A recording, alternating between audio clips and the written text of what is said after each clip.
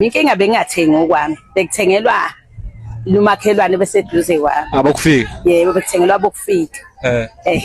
AmaZulu kahle kahle athanda labantu bokufika.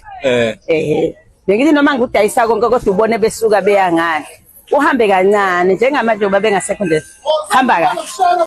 Hello guys, welcome to Amazon TV. I hope you're okay. So guys, do you remember when I told you about my story or ngithi my experience engahlangabezana nayo when I was running a small business, iTuck shop, Shisanyama, and all these other small businesses? And then I told you ukuthi the reason why I closed down that business because I was paying rent there. I was no longer able to pay rent because there were no customers. The business was no longer moving. So I had to close down and then left the area. And then after that, it was not even up to 2 months. The same people who caused me to close down my business took over that shop. They had their own, those Ethiopians, they had their own businesses around. They found me there. Those who remember the story can just go back to my, I think it was early last year when I posted that video. You can just go and check on my previous videos. Those Ethiopians came when I was already there because of this habit they have that if they hear that there's a South African running a business there, then they will make sure that they are going there to make sure that you leave the area. They'll just come there, open their businesses there, frustrate you, and make sure that you leave the area. If you remember correctly, I said I was not blaming those foreigners. I said I'm blaming South Africans, my fellow South Africans, because the way we are doing things, sometimes you even wonder if everything is okay with us.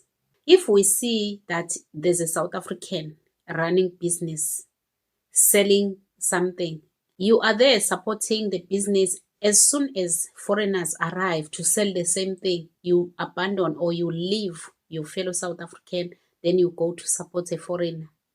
Why are we behaving like that? Why are we so jealous of each other? Why are we so bitter towards each other?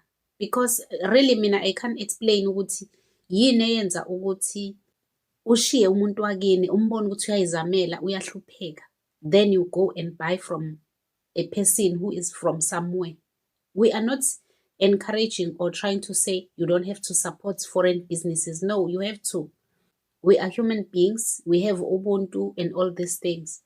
But for you guys to just abandon your own people like that, to run after strangers, it's so, I don't know how to describe it.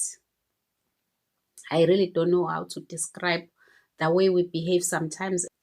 Same foreigners are even telling us that even if they give back our shops, our small businesses, we will not support each other because we don't like each other. Just imagine.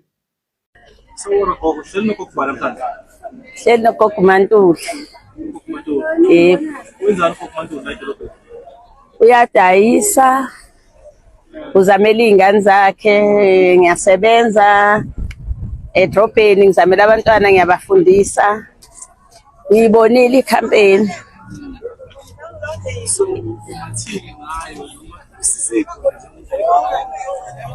Ngingathi ngisize kakhulu ngoba manje sengiyakwazi ukuthi ngidayise ophaqa. Bengibadayisa nangesikhathini esiphambili kodwa bebengathengwa abami. Bekuthengelwa kakhulu bona laba abokufika. Njengamanje ngoba sebehambile nje, sengiyakwazi ukusebenza nami ngicosha amasente, sengiyabona abantu bayangithengela nami. Okhombisa ukuthi kuhamba kahle. Okay, kuyazwakala koko. So ungathini emphakathini wangaNongoma nje wonkana ngayo yonke into eyenzakalile? While sixoshile abantu abakufika sokusebenza wena manje soyayibona inzunzo iza kuwe director wo. Ungathini kuba wonke umuntu odayisayo nje emgwaqeni manje? Ngathi kuba dayisi bonke ozakuthi sisebenza nabo asukumeni ngeenyawo zonke. Sinlekelele laba abasizile ukuthi uma ngabe noma sibabona bekwazi ukuthi batshene ukuthi nampa abantu ngapha abangafuni ukuhamba abasiphazamisayo. Abaphazamisa umsebenzi wethu. ngamanye amazwi akumele nina nisabe ukubika ukuthi nangu umuntu ufike ongenawo amaphepha. Yebo, akumele sisabe, kumele singasabi ngoba kusiza thina. Yebo. So engifuna ukubuza njengoba udayisa naka ama-apula sibona nophatha lamabhandi. Mhlasimbe next 2 years uzibona ukuphi nebhizinisi lakho?